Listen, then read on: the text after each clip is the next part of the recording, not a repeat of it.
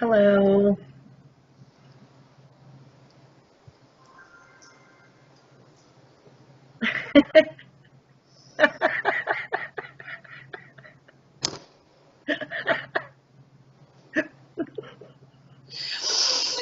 Oh, well, all right, and here we are. It's Here we Saturday, are. So, and what secrets do we want to share today? let's talk about aliens. Cool.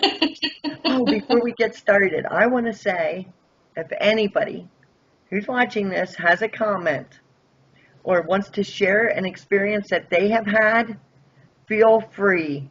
Just go to the comment section and leave us a comment so we can read about your experiences or any questions you had or whatever you wanted to share with us. And we'll try to get back to you, or we'll at least read your comment or your suggestion or your experience, whatever you share with us. Right. And I have set my timer, so maybe we won't go too long on this one. I hope. All right, let's talk about aliens. So, what do you think about aliens, sis? I think there's plenty of them on the planet. Good starting point. So, you're Yeah, saying they live among us? I believe there are certain. No, my time is not up. I believe there are certain. It won't turn off. I believe there are certain races that live among us. Yes. Okay, that's better now. I had it set for 1 minute. I thought I had it set for 30. Okay. Yeah, I think certain races live among us. A lot of the theories that I've heard kind of allude to that fact.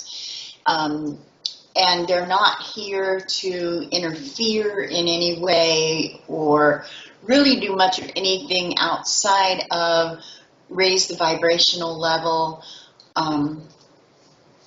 And, Dolores Cannon, I can't think of the name of her book now, Custodians, talked about there was 3 waves. Or no, maybe that was in Convoluted Universe. Anyway, Dolores Cannon talks about 3 waves of aliens that came here from other planets. There was supposedly a call that went out to And help save. we're just calling them aliens. Technically, they're just beings from other planets. They Right, came to the exactly. call. Okay. Right, exactly. Right. And supposedly this call went out to all planets, I guess, like in our solar system, to come and help Earth because Earth was in such drastic shape. And I think if I remember right, it was like during the times of the World Wars. And so the call went out and they asked for volunteers to come to this planet. And the purpose of them coming here was to raise the vibrational level of this planet. And it's not that they were to come here and like do something. They were just to be here, just to exist here, because just their presence, the high vibration of their presence would affect collective consciousness. Okay. And would raise the vibration of the planet as a whole. And then once, the theory was, once the vibrational level as a whole begins to raise, then the earthlings that are here would then have an easier time to raise their own personal vibrations. Okay. And so they were here to just be and here to raise the vibrations. And so the people that answered the call were birthed in like the baby boom and at various different waves where we had big crescendos of population explosion. And one of the key traits of these people that answered the call and have come here to raise the vibration of the planet is that they want to go home. They don't know where home is, but they want to go home. They just feel like they never fit into this planet. Something's not right. This planet's too violent. They really can't cope with being here. They typically live pretty much secluded lives, very quiet lives. They're because it's so hard for them to handle being in this low vibration. But still, their presence raises the vibration of the planet as a whole. And there were 3 waves of a lot of them that supposedly came here. If that theory is correct, then yeah, we are pretty much surrounded by aliens in human bodies. Yeah. Okay. That's a good theory. Another interesting thing that Dolores Cannon talks about is abductions. She's a regression therapist and puts people under hypnosis to regress previous lives, this life, the lives before, whatever. Mm-hmm. And one of the things that she discovered is that there's like this hype of where people had made abductions appear to be like a violent thing, an evil thing, an awful thing, a horrible experience, a nightmare, that kind of thing. Mm-hmm. David Wilcock talks about how there are different species of aliens, and some aliens are violent, and some are benevolent. And then, Well, of that course, would make sense. You have Like the whole spectrum. even on Earth, some people are violent, some people are nice. I mean, some people, there's the contrast even here on Earth. So, of That's course, right.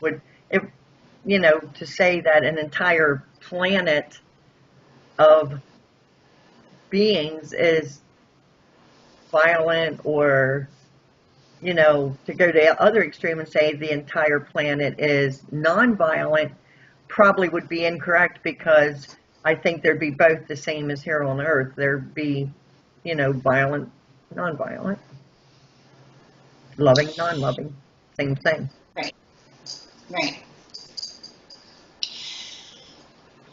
And so she admits that there have been some violent abductions, some abductees who did have some bad experiences, but pretty much across the board, the majority of the people that she talked to and regressed and then talked to, Right.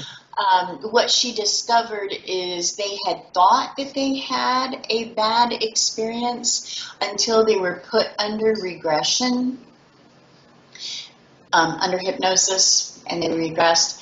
Then what she discovered through what they said to her, and they being her many clients, is they were frightened at first when they first saw the beings, but then immediately the beings communicate to them telepathically and comfort them. And from that point on, the experience was a good experience, and it was filled with compassion and that sort of thing. But there is this, out in collective consciousness, there is this hype and this violence mentality attached to aliens, especially greys and reptilians. The majority of the people that she had hypnotized, their experience had been with the greys, and everyone's experience with the greys that she had met had all been benevolent experiences once they were regressed and remembered what actually happened. Mm-hmm. And they became the book The Custodians. They were considered to be the custodians because they were like you have a custodian of a garden that goes out and waters the garden and takes care of the garden and that kind of thing. Supposedly the greys were supposed to be race that were our garden keepers of our souls. You know, they were the ones that were tending us and taking care of us. Hmm. So that's the theories that I have been exposed to. You know, I have heard the doom and gloom. The aliens are coming to eat us, and the reptilians are going to make us into human batteries. And, you know, I've read all about that. I choose for that not to be part of my reality. Yeah, I think that's kind of ridiculous thinking. I don't believe that's truth. I don't either. Um, I've read a lot of things about the government cover up, that yes. the government has been working with aliens for years and years and years and years and years, but there was a big cover up. And it's just recently that I've been reading a lot about how the government is now coming out and saying, yes, this is true. So that's quite interesting. And I was thinking about some of the reasons why the government would want to cover up what's actually going on in reality with other planets. And I think one of the main reasons would be religion, because imagine what it would do to religion if people knew that there were, um, I don't like the name alien, if they knew there were other people, because they're people, you know, they're just different from other planets. I mean, that would, like, some religions would have an absolute fit. And then, of course, there's also the likelihood of mass hysteria. So I'm assuming that those would be two of the most prominent reasons that the government was covering up for so many years. Well, religion is one of the big money makers for this country. Mm-hmm. And I think they've been bed partners with our government for a very long time. And so, of course, they don't want to stop that money coming in. Mm-hmm. Because if there's life on other planets and there's other beings, and this little closed-minded story about the Garden of Eden to now, and there's only been 2,000 years of existence, isn't true, then, gee, maybe we don't have to tithe and give you guys all our money either. Right. So But who's to say that's not true? Because maybe there was life on other planets before there was life here. You know what I'm saying? Just Yeah. because there's life here doesn't mean we're the only life, and it doesn't mean we're the first life, you know? Bill Donahue here on YouTube talks about that extensively. He talks about how life was started here on this planet and how the aliens are the ones that came and actually started life forms here, and they were the ones that tended the life forms here, and that even Jesus was one of the aliens who came in a spaceship, and he gives biblical Bible verses to back up everything he says. Yeah. And I've listened to his stuff, and it's pretty amazing. Absolutely, you could listen to his stuff and go, "Gosh, it really could have happened that way." Mm-hmm. Yeah. And if you want to believe the scriptures, probably did. Yeah. Because he explains all of that. Mm-hmm.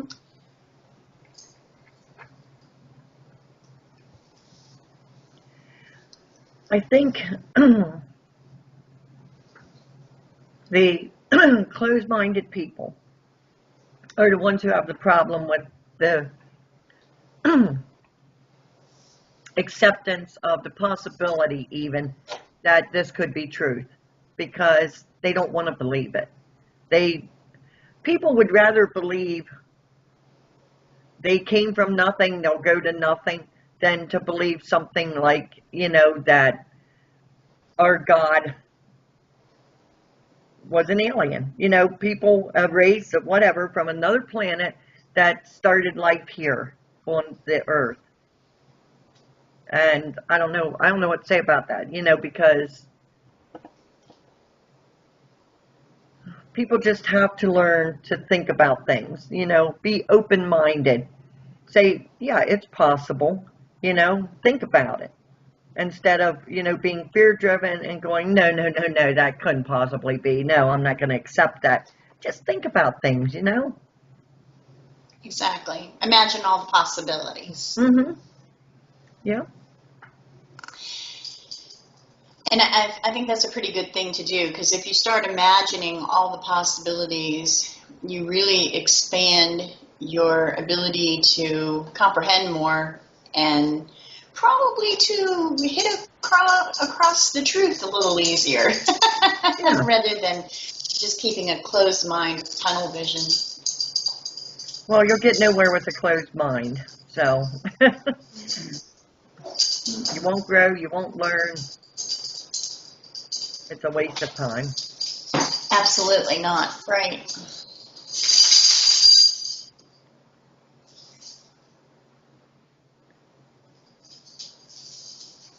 Were there any other good books on our subject that you can think of offhand? Well, there's a lot of authors who have written a lot of books about the subject. David Wilcock, Dolores Cannon, those are key. Bill Donahue. Now, I don't know if Bill Donahue's written a book, but he has like a bazillion YouTube videos about the subject, aliens and the whole 9 yards.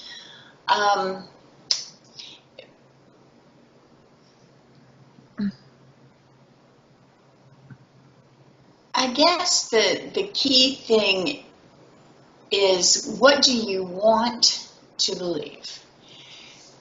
Because there are people out there spreading doom and gloom, aliens are coming to eat us and aliens are coming to destroy us and, that sort of thing, make us into human batteries.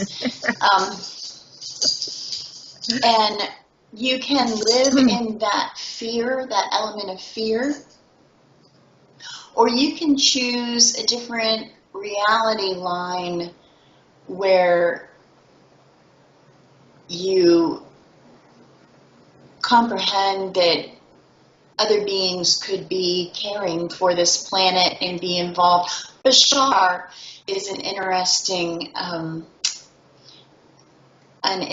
source of information. That he is channeled by Daryl Anka, A-N-K-A, I believe is how his last name is spelled. He's here on YouTube. He's written some good books. And of course, being an alien himself.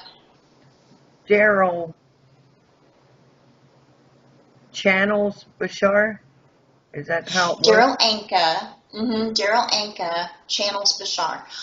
Supposedly what happened, according to Daryl Anka's story, he had gotten into meditation. I believe it was in the 70s. Couldn't swear to that, but I think that's when it was. And when he was doing deep meditations, a being began to speak to him, and then through him, he had it confirmed by many sources that were like, pardon me, there's no way they could have known about each other. Pardon me.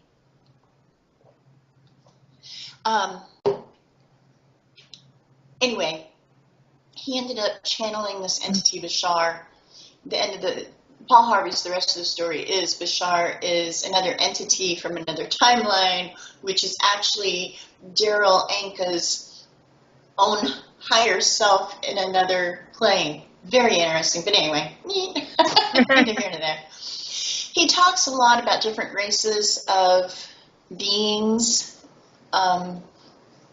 which I think a lot of his stuff, Bashar, who speaks through Daryl Anka, has probably helped me more than any other source, because he talks about quantum physics. Everything that he speaks of is based in scientific reality. He backs up everything that he says. It has really helped to enlighten me, to open my mind, to grasp a bigger picture than what we had been led to believe existed in the 50s when I was born, So I think he probably has been the biggest key, and then Dolores Cannon the second, as far as my own personal experiences have gone. Cool. What about you? Are there any key authors that have helped you in that respect? No, basically, I read books like, you know, about our God being an alien and, things of that nature. I've read a lot of those type books. And I think that's very interesting, because it's not something I can say no to.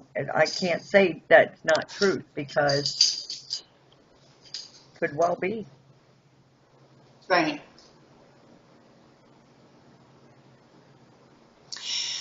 Well, I think the bottom line in any of that is which reality do you choose to live in? I heard Revelation explained one time as parallel realities, not just a gloom and doom thing that's going to happen to us and then things will be all better, but that it was choices that we make. We could choose to live in either reality that we wanted to, tribulation, hell on earth reality, or heaven, streets of gold, gates of pearl, no more tears, plants healing the nation, that sort of thing. And you could choose which reality you wanted to actually live on and become a part of. And Bashar and Bill Donahue both talk about that. And, I pretty much, I decided I want no part of hell. I've lived enough there, thank you. I've lived there too many decades on this planet. And so, like we've talked about law of attraction and manifesting and that sort of thing, and that's really where my focus is on the positive. I don't care what it is, I want to find a positive slant to it. Exactly. I totally agree. I want to, well, we both want to live that way, plus we want to teach others to live that way. That's why we're doing the YouTube videos, because we want to get the word out that people do have a choice. They're not victims. They don't have to suffer. Everybody, every individual has a choice of what they want their life to be. And you make your life what you want it to be through manifesting, through changing your thoughts, your emotions. Everything keeps going back to this. But it does. Because that's what it is. That is where that's the bottom line of everything. Yeah. But we have to become aware that we can choose our reality, become aware of the fact that we created the one we're living in. And as I've said before, good news, bad news. The bad news is you created the hell you're living in. The good news is if you could create it bad, you could create something good too. So you can create a good thing to live in. Yeah, that's true. And years in my life are proof of that, because we've done that. We've gone from living in hell to things being significantly better and keep getting better. Yes.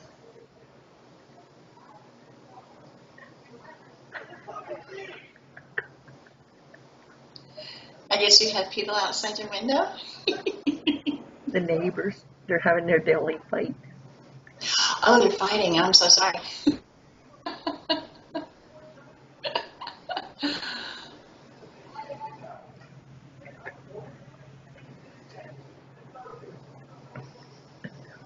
Well, my timer stopped working, so I have no clue how many minutes we have been. Okay. Well, I guess on that note. Should go. So please leave comments. Not about the neighbors, but. Okay.